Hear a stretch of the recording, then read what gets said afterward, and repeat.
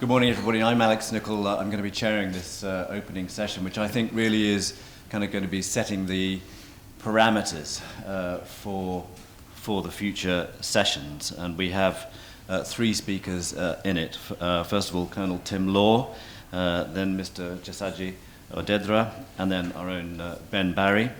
And just to say that at 11 o'clock, I will just ask you to stand for 2 minutes of silent reflection and remembrance.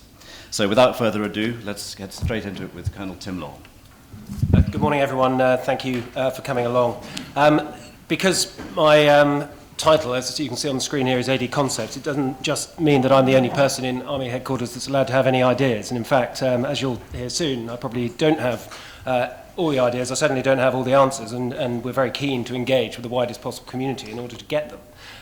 Directorate General Capability, you heard from General Nick Pope earlier, is an organisation which is designed to, in essence, chart the path between a concept and the delivery of land environment capability. And our view is here today, we're understanding the implications of cyberspace on land operations so as to appreciate better the threats and opportunities presented. Now, in terms of the work that we do, I'm just going to put one slide up here which shows some sort of a hopper on the left-hand side, not quite a normal hopper. It normally sort of goes in at the top and comes out at the bottom. But here, there are a whole load of inputs on the left-hand side which our team deals with to look at what it is really we need to know about the land environment set within the context of joint interagency, intergovernmental, multinational type operations. And then the capability that is, in essence, projected out of the right-hand side of the model through the Land Environment Capability Management Strategy. I appreciate that not everyone in this room speaks Army, or indeed is used to the sort of three-letter abbreviations that we routinely use. However, it just gives an idea of how we could operate in the very difficult environment that I believe is presented by the future. And I don't believe that I'm alone in that. My work is principally based, though, on a single source, actually, a defence-endorsed source, the Future Land Operating Concept, that was last written in 2011. Doesn't seem very long ago. But since that point in time, there have been quite a large number of changes within the world. I know I'm preaching to the converted here, talking at the International Institute for Strategic Studies. But in reality, it's been quite a period of change. There are fewer resources available to government and defence as a whole. Our operations in Afghanistan, during which we've learnt a huge number of lessons, are drawing to a close. And we can't just return to the sort of contingency that we had beforehand. There have been changes in the intermediate period. The Arab Spring and events, in particular in Syria and Turkey, have really been quite cataclysmic in terms of the way we have considered really what land warfare will look like post the Iraq and Afghanistan intervention era. The USA is in the midst of a period of strategic rebalancing. We don't yet know exactly what that will show. French lessons from Mali also showed some really interesting points about strategic mobility and the way that land forces can be used in such circumstances. Clearly very precise and distinct circumstances, but interesting lessons all the same. Our technological edge is receding. I could talk for a very long time about technology. I won't, because cyber clearly is an area of technology that we will be investigating very much longer later. But we are entering a period where there's going to be some pretty high-edge technological threats actually placed against us. And in the meantime, a diminishing political appetite for intervention. Now, in the midst of all of this, there are a lot of people conceptualizing about what the future holds. And I just took one example today, and this is Professor Sir David Omand, who is now at King's College London, but was one of the architects of the National Security Strategy. In a speech last month in Bern, he said the biggest change in the conflict environment will, however, be in cyberspace, given our increasing dependence on cyber systems and the connectivity provided already by 8 billion users of mobile devices. And this may accentuate the trend towards expressing violence from a safe distance, lowering the threshold of conflict. We must expect military operations, land, sea, air, and space to have cyber dimensions, ranging from suppressing air defense systems to dislocating rear area communications. He goes on, but there are several writers in his vein who are routinely repeating the threat that is presented to us by cyber, and I believe that the threat environment is something that is significantly changing. I'm the architect, I suppose the lead author of a very substantial paper, which is in essence a development agenda, taking the future land operating concept and actually establishing really what it means for the land environment, and particularly for the Army. When considering what the Army needs in future, though, we have some pretty substantial assumptions. William Hague, you'll have heard, has said that there is to be no strategic shrinkage, but that's not easy to achieve in a period of time where there are very few resources available. But as the Olympics showed, some of the efficiencies that are presumed to be held within private sector solutions are not always the optimal solution for the task at hand. We've made those assumptions in developing the way in which we're thinking. Of course, you may challenge some of them, but those are the things that we have effectively set as our store on in coming up with future concepts for the land environment. Of course, it's easier to define the problem that we face than it is to find the solution. This slide shows in very short order really what the problem is on the left-hand side. How do future land forces, as part of a joint interagency, intergovernmental and sometimes multinational, not always force, influence situations in the human, physical, information domains in order to deliver behavioural change and thereby operational success in support of the government's strategic objectives?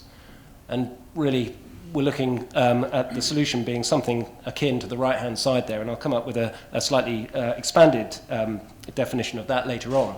But that's by being capable of delivering focused, concentrated and targeted activity, talking about intelligence-led engagement and operations, talking about being capable right from the outset rather than 12 months into a campaign that is enduring, and shaping and defeating adversaries through concurrent manoeuvre in all domains, not just in the physical domain, which is where we're very used to doing what we have historically and traditionally done very well. But the difficulty that we face is that we find it difficult to develop forces for the future when we don't actually have very much of a real idea of what the threat will be. Equally, we don't know exactly that the warning time will be sufficient to be able to reconstitute or regenerate forces beyond those that we already have, and therefore we have to have some degree of balance in our capabilities. And this slide shows something of the situation that we now find ourselves in. We need to improve our capacity to adapt, and currently, as you can see on the left there, our forces are largely optimized for the current campaign. We've taken risk in our force in order to be able to optimize ourselves to conduct the operations we are conducting daily in Afghanistan. What we need to move towards is something that allows us to be much more adaptable. And history shows that the improbability, or rather history shows the improbability of the next campaigns replicating the last, even though very much that's the way we tend to frame them. To be balanced for all contingencies, though, costs money that the UK doesn't necessarily have. And in such circumstances, there's been a lot of talk about how we develop an edge as we lose the mass that historically we had along with our allies, but also we start losing the technological edge that is so prevalent in so many of our activities. Well, many papers suggest that the reality is we need to really invest in our people to deliver a human edge. But then you have to look at the way in which the education in this country is developing, whether or not that is going to be a comparative advantage to education in other countries, which are obviously advancing and having much money spent on them. It's very difficult to know entirely how we're going to be able to develop a human edge to overcome the technological edge that we might lack. But that's not to say that we're going to lack it entirely. I think there is a lot of hope and some very good blue skies research being done within the UK technological space that will enable us to maintain a technological edge in certain areas. Okay, what's going to be important then in future land warfare? Well, we think those points on the screen at the moment. I'll go into a little bit more detail about some of them in due course. In essence, we want to resource influence properly through planning and execution, and not see influence as an activity, but rather than as an outcome of the operations that we conduct. And of course, influence is very difficult to achieve without first achieving some degree of situational understanding. The question is, how much? How much do we need to achieve before we can actually go firm on certain plans?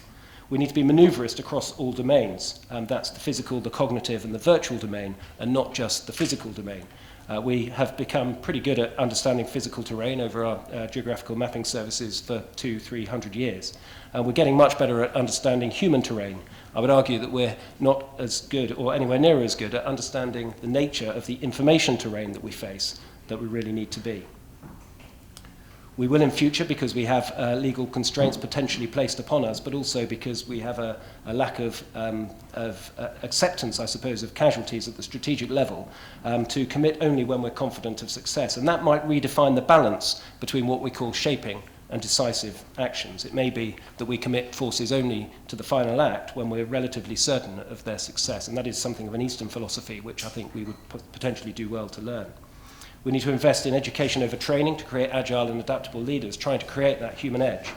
And I think in a period where we're leading up to a strategic defence and security review, understand the nature of the Army's crown jewels. What is it that we have that gives us a genuine edge over those armies elsewhere in our alliances? Into more detail briefly on a couple of those areas. And firstly, the centrality of influence and understanding. Oft said, but seldom properly resourced. I think here we need to move away from plans that are based on physical manoeuvre against an adversary towards a more intellectual approach where we're looking at how we can manoeuvre against all aspects of his being. And critical to that requirement is understanding.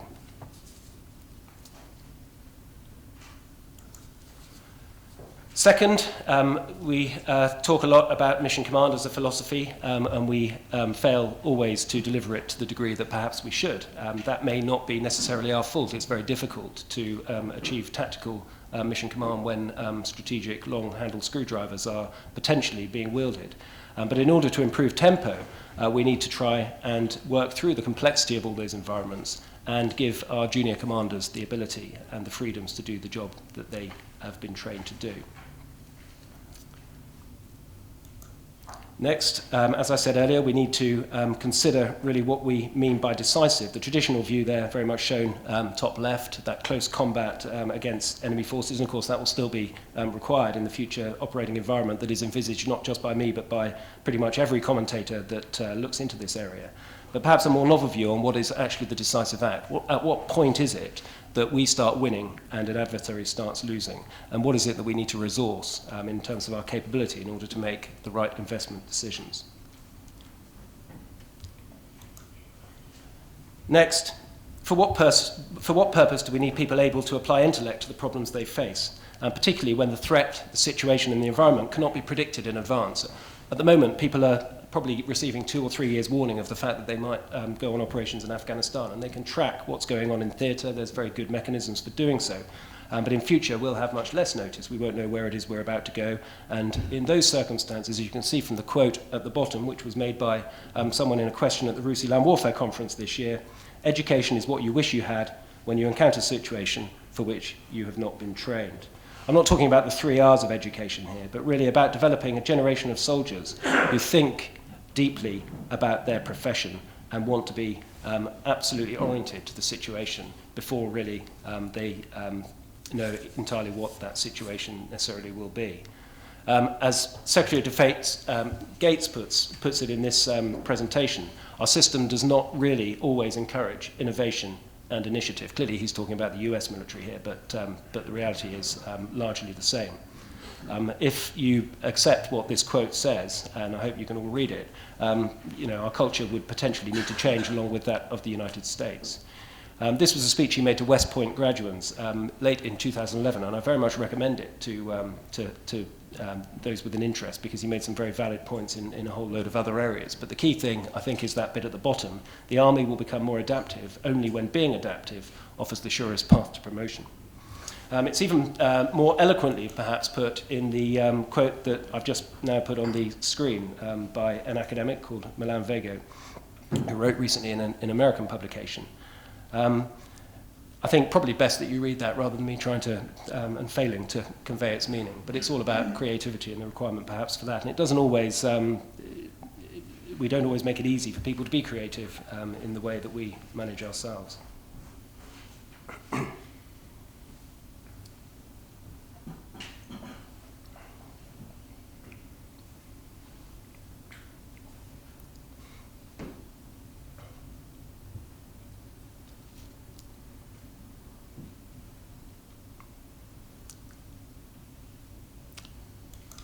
Okay, as we proceed to the next SDSR then, we need to understand the nature of the crown jewels within the Army. What do we, as a nation, have a comparative advantage in?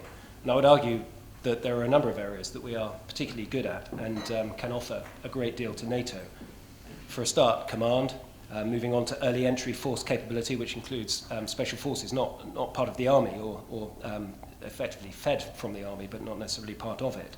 But that early entry force capability, including parachuting, we may not have done it for a very long time on operations. However, Mali has shown the French capability being used, and used in a very good way. Explosive ordnance disposal and counter-IED capabilities, and also the joint medical capability, which is genuinely at a cutting edge. We also need to understand in the next few months what it is easiest to regenerate or reconstitute. What, once we've lost it, is gone forever, and what our future force needs to be balanced around to meet our future contingency. It's all very well having a balanced force, but we need to balance it around some particular thing. Well, noting that our capacity to deliver soft power through engagement is predicated by our being worthy of emulation, we are proposing in Army Headquarters to work to the draft target end state shown here. I say draft, the paper I've written is not yet at its final stage. But these slides will be available later. I don't propose leaving it up for a very long period. But the point with that target end state is that it's extraordinarily aspirational. It defines perhaps a nirvana that is either unaffordable, unrealistic, or even both. But the key point is that we must not allow uncertainty in the future operating environment to shape us. History, as we've seen so many times, is rarely kind to nations that fail to be able to adapt to change. And the purpose of today, of course, is to allow us to be better informed in the one transformational aspect of society that has really, truly the capacity to revolutionize the way that land warfare is conducted. And I think we need to be abreast of the situation in the cyber domain, if not ahead of the game, and days like today hopefully allow us to be able to get into that position. So thank you for the opportunity of speaking. And back to the chair. Thanks. Colonel, thank you very much indeed. Let's go straight on to Mr. Odedra.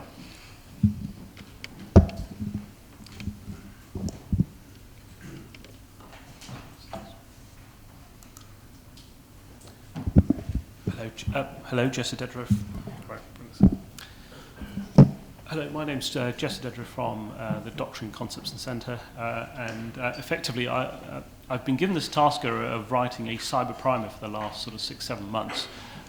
We were hoping to produce a few copies here, if anything, but we're in the final sort of stages of the sort of doc editing process, but hopefully before Christmas they'll certainly be available to people around defence. I've really been just told here to sort of give the bare essentials of this particular primer in terms of the structure and obviously what sort of issues we're looking at. So the next few slides will hopefully try to illustrate those. Happy to take questions obviously later on. So effectively, first slide is what is the purpose of the primer? One of the things, obviously, as you probably know, we have certainly doctrine and the various other sort of papers that we've got on cyberspace. But just to provide that sort of educational foundation for most officers, and when I mean most officers, I do actually mean from the private to the very senior officer as well. We need to instill that education of what is cyber and what is the cyberspace environment that we operate in. Secondly, obviously, stemming from the SDSR 2010, one of the key issues was to actually mainstream cyber into daily activities. And this is quite important, not just for both people who are being deployed, but actually the sort of head office, back office here in London, etc., where we actually carry out a lot of the planning of operations and the necessary sort of associated processes with that. So there is this key issue of mainstreaming, and therefore providing doctrine and education in this way is fulfilling that role of mainstreaming. The primer also has several roles. It highlights the scale and importance of cyberspace, operating in cyberspace, but looking at those 3 bullet points, the threats, we've all faced various threats in some way or another, and therefore we need to highlight those and explain to our certainly audience of how to overcome those threats. Secondly, there's an opportunity in cyberspace, namely to influence others and to also gain advantage in certain of our operations. And then finally, there's a degree of education on the security, best security practices, business continuity, etc. So it certainly highlights their importance, as to say. The cyber, before I go on to it, is that cyber primer is actually split up into 2 parts. The first section being very much the fundamentals, the definitions, etc. And then the second part being very much the reference materials. And I'll go through these in the next couple of slides. One of the important key things is definitions, whether it's across the services, across other organisations, or even other allied partners, etc. We must certainly be clear about our definitions and how we use those. And one of the things we've strived to do is try to come up with a common agreement on those. Namely in terms of, I presume you'll all ask, what is cyber? Well, we've certainly sort of said cyber at the moment. We've certainly used the concise Oxford Dictionary, and I quote, this is what it says: relating to information technology, the internet and virtual reality.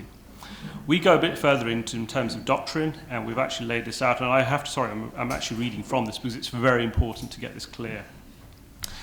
We've said for cyberspace is the interdependent network of information technology infrastructures, including the internet, telecommunications, network, computer systems, as well as embedded processors and controllers, and the data we're in the information environment. It's a bit of a mouthful, but this is quite important, obviously.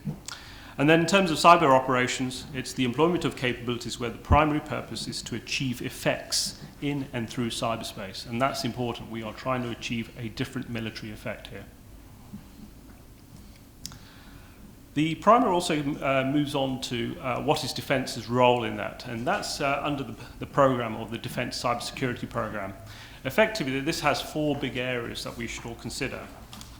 These 4 areas are namely sort of shaping cyber. This is where we look at the sort of policy doctrine type of issues, if anything. We also look at cyber force, and in this one, in terms of getting the right sort of equipment, etc. We also, another section is the agile and resilient cyber defense, so making sure our networks are okay and our operations there. And finally, the most important thing, as Colonel Tim Law mentioned, it's the human person, and that's creating and retaining talent, and obviously that includes certainly reservists in there, as I say. Further on, we move on to the area of cyber threats. We start to list what the different types of threat actors are, and to sort of broadly go into those threat areas, we've obviously got we've got state actors, who are obviously the primary sort of threat actor that we will always see. But then moving on to the others are like criminals, terrorists, you've got hackers and hacktivists as well. And finally, probably looking at certainly the press details of the last 2 years in terms of WikiLeaks and the recent NSA revelations, we've got the insider threat as well to consider. In terms of proxies, we see them as part of the state, as to say. So there are obviously proxies act on behalf of the state, but they can certainly come under that banner. In terms of characteristics of cyber threats, well, we started looking at this, and there's sort of 4 big areas we look at, if anything. We look at the vector, payload, behavior, and effects. In terms of vector, this basically describes the route and approach that we probably might see an attacker using to get to its target. Payload, obviously largely on software, and so it's the delivery of that software code that impacts the target. Behavior is quite important, namely because certainly it describes the actions taken by an adversary to achieve his effects or intended malicious act that he wants to. So it's quite important to understand that one. And the other one is effects. And the effects can be varied, both in terms of delayed, instantaneous, and can we measure these effects? Sometimes they can be hidden and not aware until the very last minute. So those are the characteristics that we see. And associated with these characteristics, we've also got sort of 5 sort of key property areas that we consider. And this is what makes cyber slightly, or cyberspace operations, slightly different from traditional conventional actions. We look at reach. Obviously within cyberspace it's global, where it's certainly where the network exists, if anything. But we can also get asymmetric effect, and the reason why I mean by asymmetric effect, it actually allows us to either tap individuals or actually target large organizations. So the effect is quite broad, as to say. We also provide a degree of anonymity in terms of it's very hard to actually do attribution at the moment. So there's a degree of, you could be attributable 1 minute, or you could actually have that non-attribution to you. And as I mentioned earlier, the timing, it can take instantaneous action, or those can be delayed and purposely delayed, as I say. Finally, the 5th point being versatility. Cyber has, or certainly some parts of cyber operations, has the ability to be reversible, such that we can certainly disrupt a particular service or a system, and then actually bring that service or system back online again. Now, in terms of governance, what we've certainly done is outline some key organisations in the UK. Obviously, this is certainly being all led by OCSIA, which is the Office of Cyberspace and Security, and Information Assurance. They're based in the Cabinet Office, and they actually lead the UK's sort of cyberspace activities. Furthermore, we have GCHQ, who obviously are our SIGINT organisation, and then other organisations being such as CSG, which is the National Technology Authority for Information Assurance, also part of GCHQ. A further organisation of quite importance is CPNI, Centre for Protection of National Infrastructure, because as you say, it's our well-being, our prosperity, and they certainly look after industry and certainly give it best advice where it needs to be. Within that, obviously, the MOD has its own operations, and that's certainly considered in this particular doctrine. One other aspect we need to mention is that there's not just the other government organisations, but also a degree of partnership that we in the UK must introduce with our industry and coalition partners. So certainly this trusted partnership has to work with industry, but also these other government agencies, namely that no one organisation is solely responsible for doing cyberspace activities, cybersecurity activities, I must add. So that's quite important to make sure that we have that working relationship with industry and with our coalition partners. And in terms of our coalition partners, I've just mentioned a few of the names there. Cyber commands, obviously, around the world, if anything, but equally NCI, which is the NATO Cyber Information Assurance, NATO Communications Information Authority, and the CCCOD, that's the Centre of Excellence in Tallinn, and finally ENISA, which is the European agency looking after networks and systems. So it's key to have these important relationships, and certainly the UK MOD certainly has those. Before I move on to the next slide, I just wanted to sort of describe, this is the operating environment, or one way of looking at it, if anything. It's key in terms of understanding this layered diagram. Firstly, it's broken up into, as you probably see, physical, virtual, and cognitive.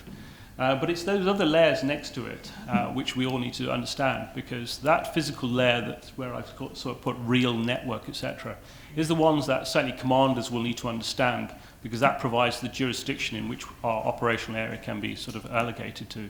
So how do we operate in these other areas where the networks, the systems are not in that particular area? So that certainly gives us a degree of jurisdiction, but also a degree of boundary, which we all need to be considerate of. And then finally, moving on to the higher echelons, is the social. This is important, certainly to understand how players will act in this particular system, and if we can identify those key players in that particular environment. So it's quite an important layer that we need to look at.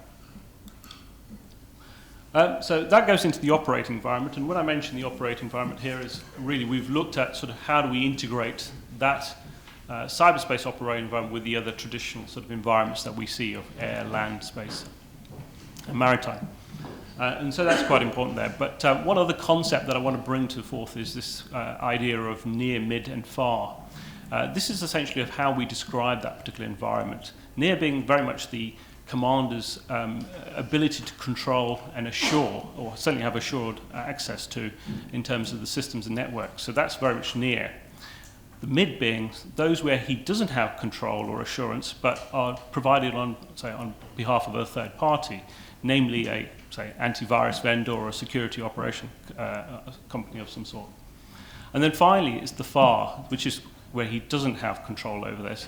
And this is probably more of the networks and the systems where our adversaries or other non-friendly forces might be acting. And so how do we have the opportunity to influence that particular layer? So that's quite an important concept I just want to bring into the mind there. Moving on, we also describe what is domestic and international law. Domestic law being very much, well, starting from at the very top, the Computer Miss Act, and then moving on to various other types of laws that we have, which certainly we describe in terms of obviously ISA and LOAC, Law of Armed Conflict. International laws, we certainly consider those and how they relate to other countries. So there's a bit of consideration on the legal, and I'll leave it there because I'm not a lawyer, so I'll take no questions there. The next point I certainly want to bring out is intelligence support. One thing I must stress here that although we look at various indicators and warnings, this is no different to providing intelligence in the normal manner. So it has a few different peculiarities, but it's really largely traditionally and the same as we do for traditional operations. A key issue, and I think Colonel Law had this on his slides and bullet points, was the situational awareness, we all need to certainly be aware of what is situational awareness in the cyberspace environment, and how is that then fused together with the wider situational awareness from other operations. So that's quite a key important factor. So we describe this in very short terms there. And then finally, the human element again, core skills and competencies. We look at personal skills and roles, and what sort of, do we need a very niche, specific type of force, or do we need people with broad ranging skills, etc., to bring forth? Now, obviously, people who have had sort of electronic warfare, electronic communication sort of skills probably are very much at the forefront of this, but others need to be brought in if we're selling to mainstream cyberspace into daily activities. Specialist organisations, I think you've seen over the various news briefs, etc., we've had so far, the Joint Force Cyber Group being stood up, and they're the information consists of what they do in the operations. And then finally, part two. What we've got here really is a set of examples where we've looked at a variety of targets being attacked or subject to malicious activities. Everything from actions against the individual in terms of the social engineering that you may have seen with US Admiral Stavridis very recently, as to say, to state-on-state actions where we've got Stuxnet, the North-South Korea sort of conflict that's ongoing, and also very much home in terms of Conficker, which is a virus that some of our own systems were affected by the Royal Navies. So various issues like that are being described in those. And what we're using here really is to look at the way of int reporting and using the who, what, why here, and the impact it has. Some of the impact has cost terms which we haven't attributed yet and are still ongoing, but certainly those are being addressed in this particular example set that we've got. And finally, lexicon. We've got a range of sort of lexicons that we use, etc., and we've tried to sort of illustrate those and what they mean to people, if anything. So everything from 0-day to botnet, spams, etc., and so on. So that's all described into that. And then one of the other things was mentioned was resources. What we've done here really is to highlight all the various sort of key documents that we can see certainly across not just government, but within also in the MOD. So everything from the National Cybersecurity Strategy, to things like the Tallinn Manual, which is quite important for people to understand and pick up. So this is what it tries to provide in terms of just a reference, a signposting of these key documents. I think that's my last slide. Thank you very much indeed. That's very, very interesting. And now on to Brigadier Ben Barry. The Defence and Military Analysis Programme, of which I have the privilege to be a member, examines the strategic trends in strategies and capabilities, defence expenditure, and particularly the armed forces of the world. And our flagship publication is this, The Military Balance, and there is a spare copy for you to examine on the table outside. And it's an annual assessment of the military capabilities and defence economics of 171 countries worldwide. And the centre of gravity of the book is that capability data, which is principally organisation and equipment. So it's very easy to work out from the book how a Polish armoured cavalry division is organised and what sort of key fighting equipments it has. But of course, cyber capability is much less easy to assess in terms of organisation and equipment. We've been grappling with this from 2011. We published a flagship essay in the book then. And what we decided to do was to write short freestanding paragraphs covering what we know of the cyber capability that's relevant to the military of all those countries. And we've got another essay we're currently drafting for the 2014 MILBAL next year, which will attempt to apply more structure and logic. So this seminar is extremely useful for us, and we're very grateful for the opportunity to help the Army close with this issue. Now let me start with some known knowns.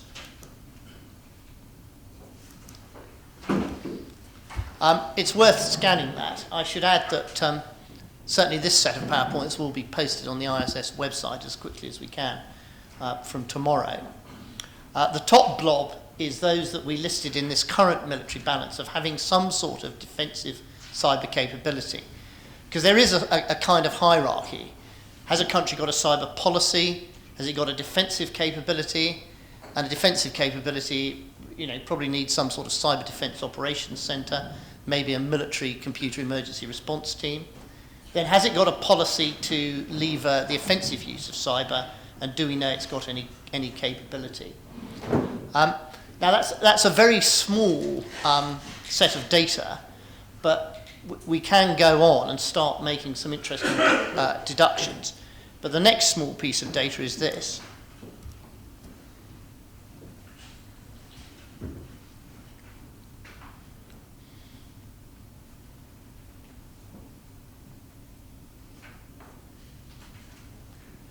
Well, I hope there's no surprises there, and if anybody can add any additional open source stuff to help us refine that, we'd be grateful. Happy with that? Hacktivists, such as the Syrian Electronic Army, such as the Taiwanese citizens, who appear to do a degree of digital mischief against mainland China. Now, this is where we can start drawing deductions. And I've done an initial league table based on that. And there is a sort of spectrum of military cyber capability. Now, of course, we're basing this entirely on open source. And there's probably an exception to every rule. But based on the military balance in this year's UN report, that's certainly the way we think things pan out.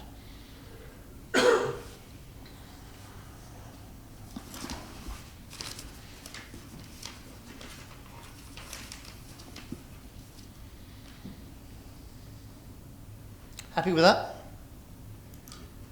Now, I've gone on to make some very tentative deductions and implications.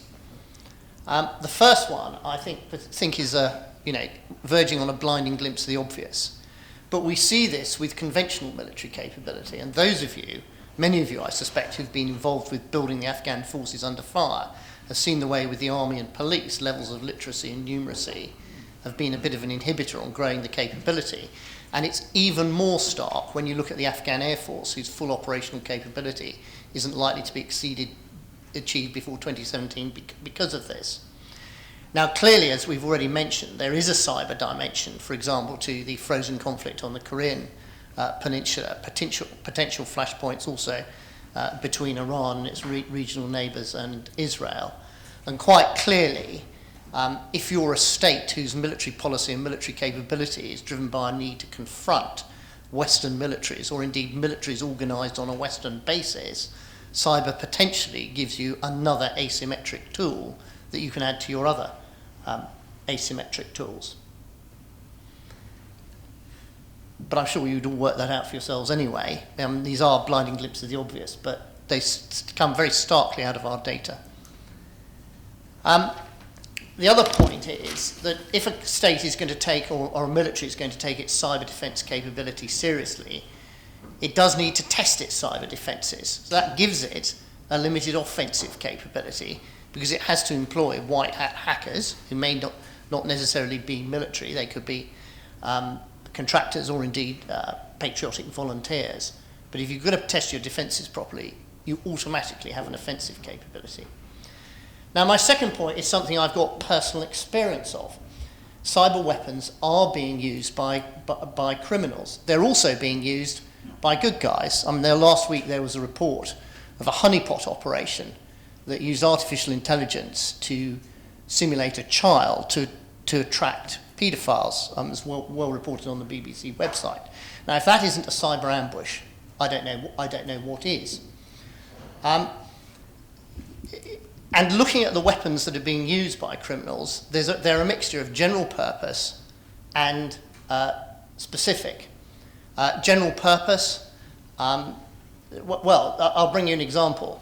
My son, who's not over-endowed with O-levels, particularly hard scientific and mathematical ones, downloading crypto-cracking software from the internet, was able to crack all 6 of the coded messages that GCHQ had placed out there, as a way of promoting interest amongst teenagers and recruiting. And this was entirely stuff that was easily available to a lazy teenager.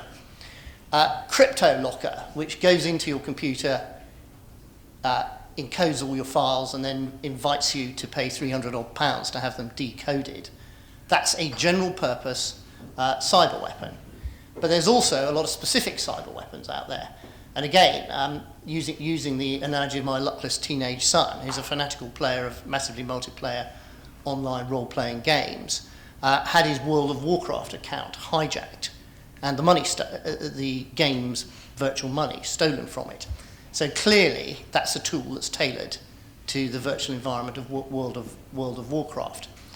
And you have to ask, if you go back a long way in military history, at the start of warfare, the weapons were agricultural implements.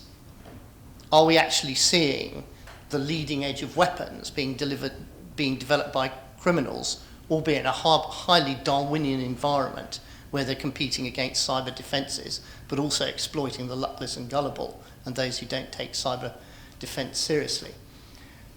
The other thing that came out is when you read the military press, including the vast amount of the open US military press, and indeed the technical journals, has cyber become the latest military fashion?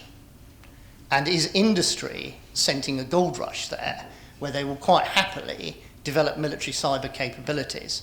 And do you need to take a sort of hard, cold dose of reality and a self-limiting ordinance to ask yourselves, are you actually guilty of a fashionable gold rush? That's not a question I can answer, and I do apologise if I've offended our friends from industry who are here. Now, looking at this through the perspective of the UK Strategic Defence and Security Review, also the general requirements for Western armed forces in this part of the 21st century in the context of NATO, I came up with these half dozen odd points. On the legal side, having looked very carefully at the other work we've been doing on cyber here, it seems to me that in an armed conflict, the law of armed conflict applies simply. It is simple, particularly the proportionality test.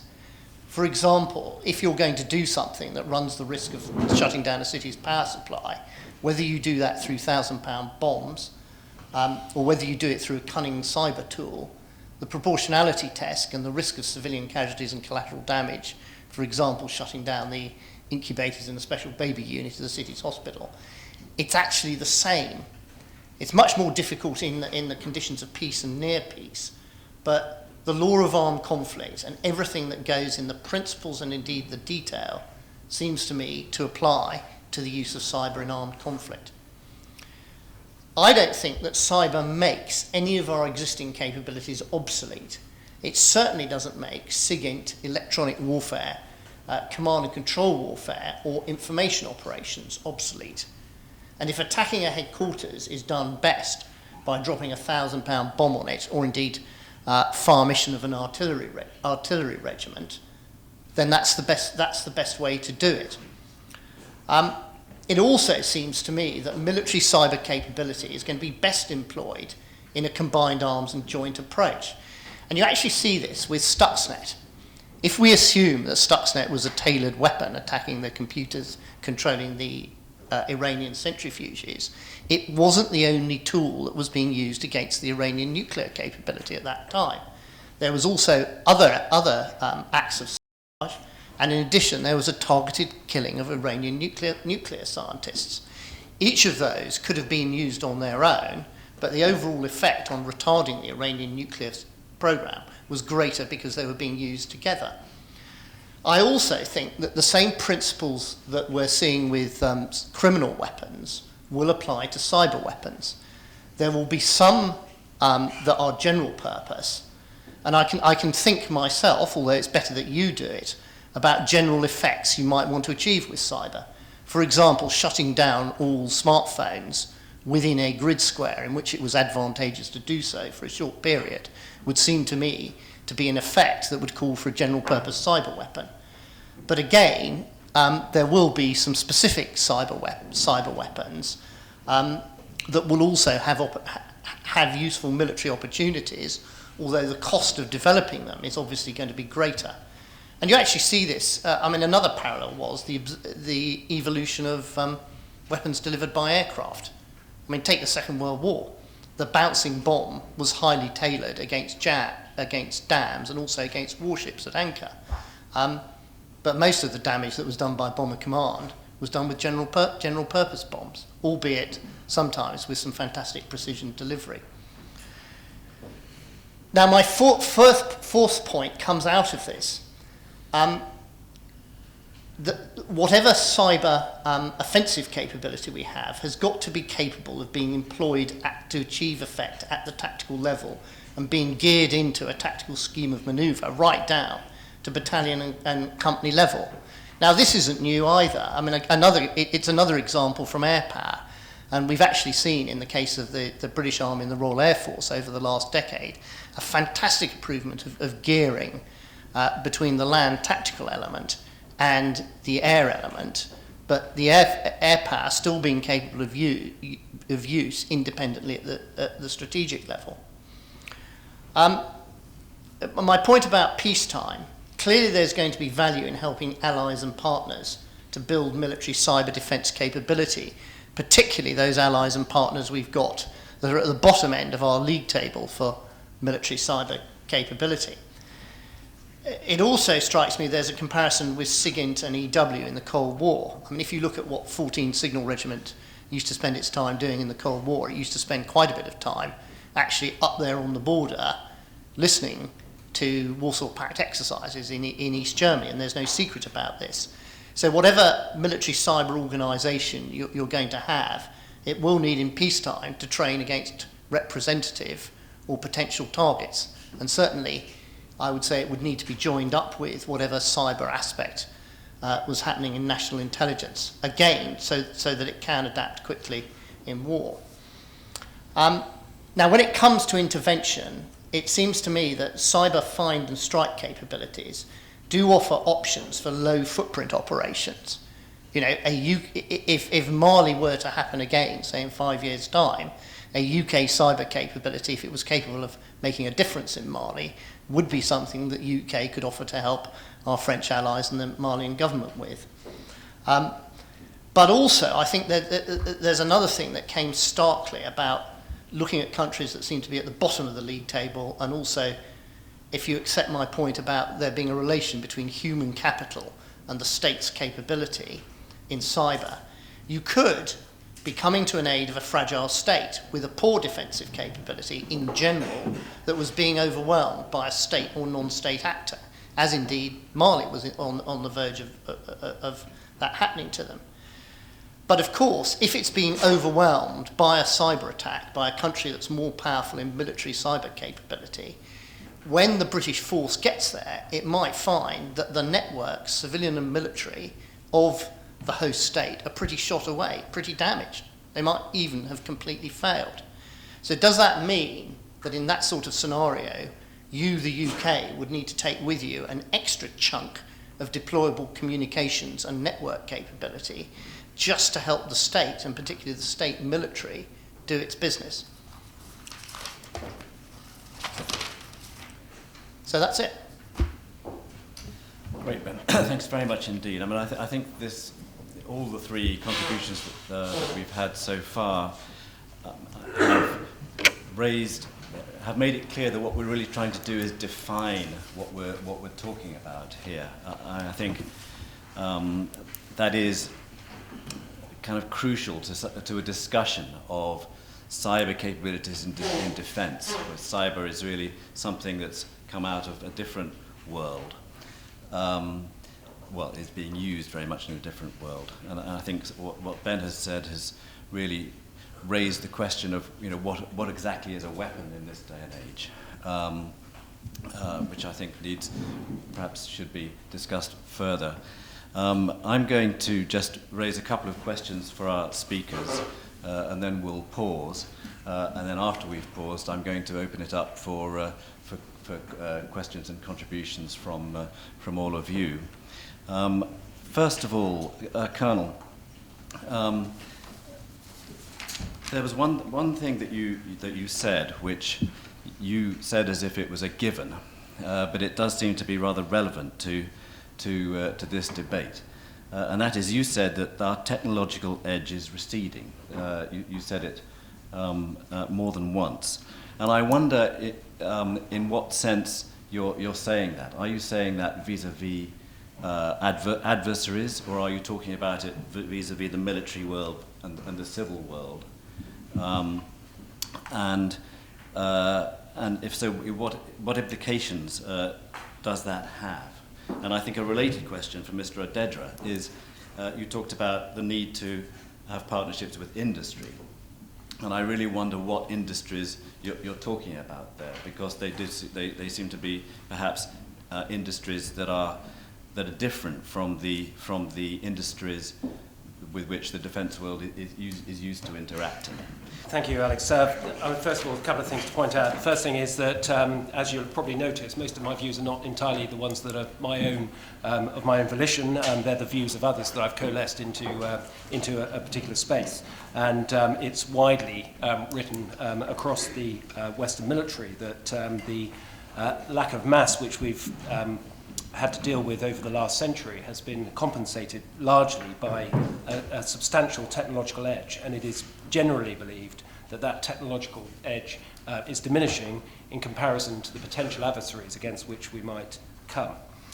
The second point that I would make, of course, though, is that I did also say that I could have talked about technology for quite considerably longer than I really had available. And actually, the good news on the technological side is that the United Kingdom does retain some extraordinarily capable technological ambitions, which potentially put us into the forefront of the developed world.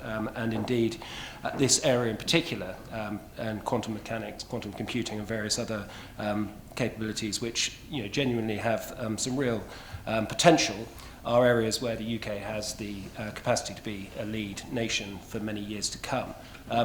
The point, I suppose, about the whether I meant the comparison between military and civilian actually echoes that. In the past, of course, it's generally been the military industrial sector that has really pushed technological advancement in a whole range of areas. And I suppose nowhere is this more true at the moment than in the medical world, and some of the advances that have been achieved in post-blast trauma would stand testimony to that. In general, though, I think it's now largely the civil sector that is driving that research and development to a degree, and it is really in tracking civil sector science and technology advances that we will probably achieve the best effect, particularly in this technological domain of cyber. Thanks. Thank you very much. 2 points on the technological one. Certainly we've seen the entry barriers to technologies like cyber, etc., very much lower than what we normally expected. So hence the issues of training and equipment availability have been so much easier to use, etc. So hence there's that technological edge which is reducing, and that being available to most countries, etc., around the world who may not have traditional warfighting capabilities, etc. So we're certainly seeing those issues being played there. Secondly, on that technological edge one, there's the military-civilian sort of manpower side of aspects. You could say largely a lot of these sort of technologies have been born from the sort of civilian IT sector, etc. So how does the military suddenly incorporate those skills and competences into their very everyday operations? So there's certainly a challenge there to us to overcome. And then more onto your other point, partnership with industry. That's quite a key one, and I sort of glossed over one of the issues we see is the supply chain. And making sure that supply chain is important in terms of our equipment and assurance of the data and the networks that run through those, with those equipment, if anything. So that's key, certainly making sure that our equipment is available to us and we have assured access at all times. And to elaborate slightly on that in terms of, there's obviously the software side, but also the hardware. And a couple of initiatives that are probably worthwhile mentioning is the CISP, which just sort of look at my notes, the Cybersecurity Information Sharing Partnership. And this is where we actually share threat information and vulnerabilities amongst different companies, etc., as well as with the government departments. And if we can share in that information, therefore that level of awareness helps hopefully mitigate some of these vulnerabilities that we see. Great, thanks very much indeed. Questions, points from all of you. Nigel Inkster, please. Thanks, Alex. I suppose this is a question directed primarily to Ben, which is really about the whole question of information operations and how these are most effectively going to be integrated into a campaign plan, particularly when one is dealing with a non-state adversary. We've seen, and we will hear later, in cases like Syria, where the information campaign plays a critical, constant part in the whole operation. And one looks also at the way in which jihadist groups make use of the information space, most recently Al-Shabaab in the Westgate attack, where whatever the physical effects that they achieved, the information effect that they have achieved through this attack has been quite phenomenal in terms of projecting their message and their influence. We also see other states, notably Russia and China, who have, as a basic matter of philosophy, an always-on approach to information warfare. It's not just something you do when you're actually exchanging hot lead. It's something you're doing all the time and preparing the environment. So I just wonder if there's any more Ben could say about that.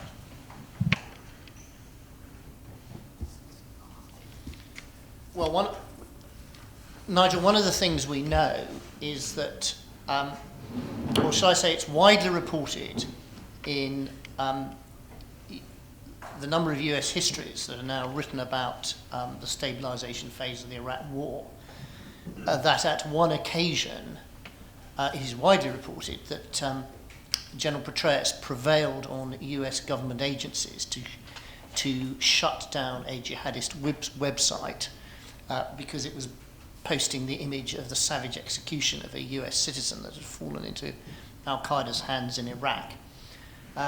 So quite clearly, defensive, to a certain extent, offensive slash defensive information operations could be helped by cyber by attacking, if you like, the bad guys' internet propaganda.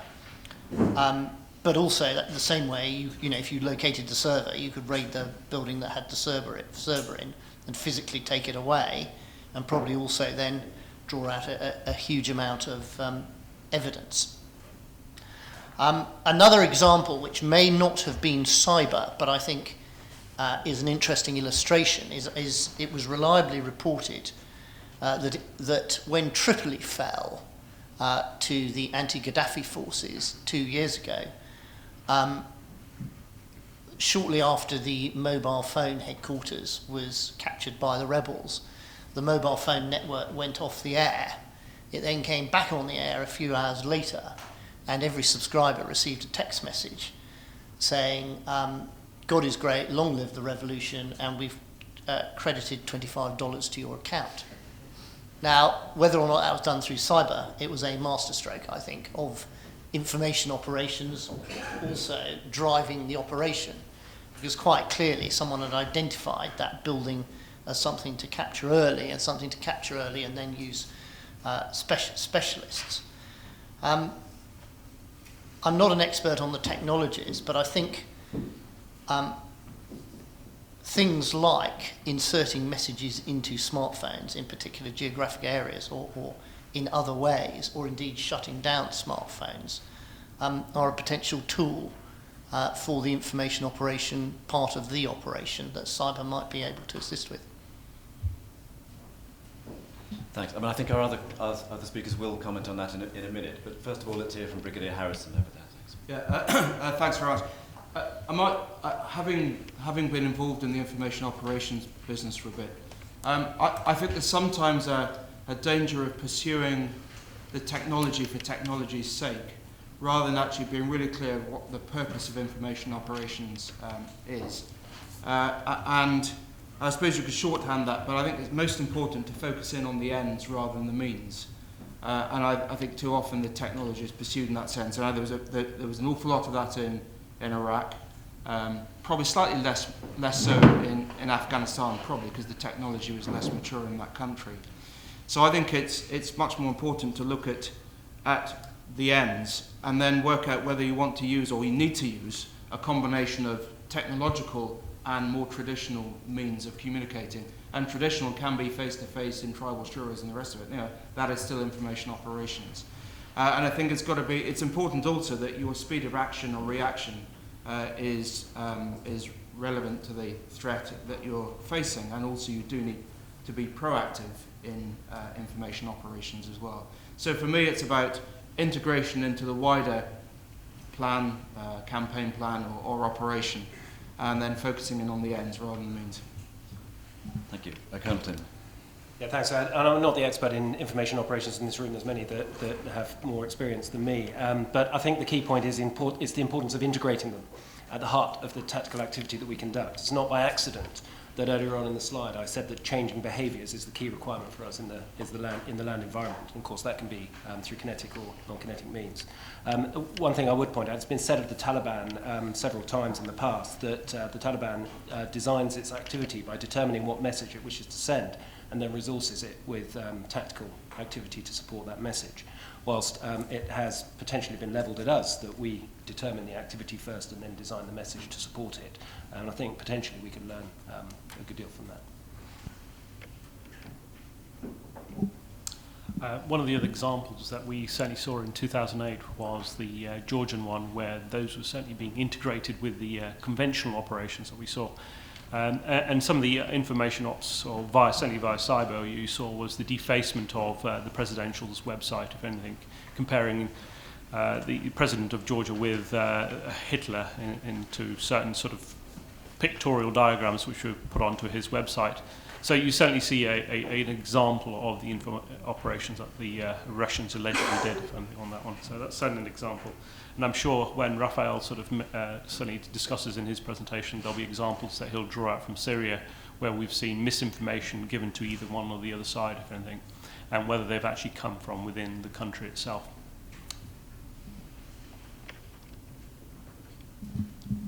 Any other questions or points? Yeah. Mark Schreiber, I'm here on behalf of DFW. So you brought up a comment about on your last slide, first bullet, about legality.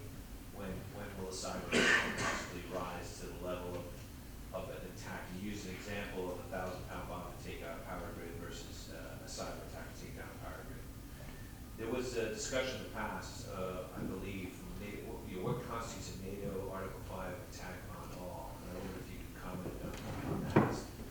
In terms of a cyber attack did not rise to the same level of an armed attack that would kick in NATO Article 5, kick the NATO Article 5 clause. I wonder if you can comment on that. When do you think a cyber attack in its destructive capability would rise to the level of an armed attack?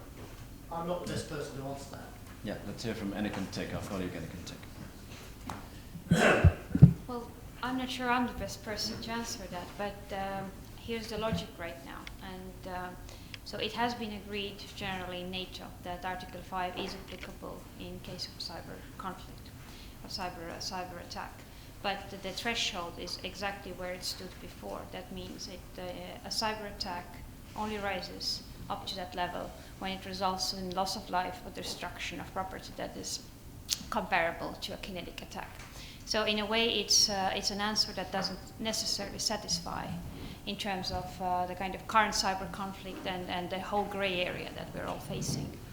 Another difficulty with that is, and I come back to that when I give my remarks in the second section, is that we're basically facing a situation where we sort of have answers to those questions on a clearly, like, purely theoretical normative side, but then even the capability gaps and then political inconsistencies between allies, not to mention allies and adversaries, leave us in a situation where invoking Article 5 in NATO is very difficult simply because, for example, the French and the Germans have said that their whole concept is that it's probably never applicable in a pure cyber attack case. Thank you. One more intervention in this session from Mr. Rohozinski, please. Yeah, just one quick follow-up on what you mentioned. I think part of the problem is when you say cyber, we actually mean three things. We mean weaponized code, first of all, which is, I think, a unique area that just it requires some discussion, especially in these circles. We're talking about RF effects in cyber, which is more akin to what we used to traditionally do in EW, but we can affect code through RF effects. And thirdly, we're talking about information effects, which is what we talk about in terms of I/O. So sticking to us for a second with just the software code side of it, which I think is the one that creates the most ambiguity for us. One of the unique qualities of cyber or weaponized code is the fact that its effects are described almost entirely in law. Unlike the physical property of weapons, where the CEP is actually the physical effect, software code essentially has effects that you describe in terms of the liability that you're willing to take on in terms of using that weapon. There was a very well-documented case back in 2003 where actually there was a decision of whether or not to drop a bomb on the central telephone station in Baghdad or to use a cyber weapon. And one of the reasons why a cyber weapon wasn't used is because the liability of the effects spreading beyond the actual intended target were deemed to be larger than the actual impact of using that particular piece of code. The last thing about, I think, weaponized code, which is important to take into consideration, is among all the weapon systems that potentially we have access to, it is the one where you actually give away the capability every time you use it. And I think Stuxnet is very important and instructive in that sense, that unlike any other weapon which actually destroys itself in creating the effect, software code can be reused by the party against you almost in real time. And I think that creates yet another sort of consideration in terms of its employment and use. Thank you. Thank you very much. I think as the next session is about threats and opportunities, this is a very good point at which to break and have an infusion of caffeine, which is just through that door up there. So thank you very much indeed to all our three speakers from this session, and we'll move on in the next session. Thank you very much.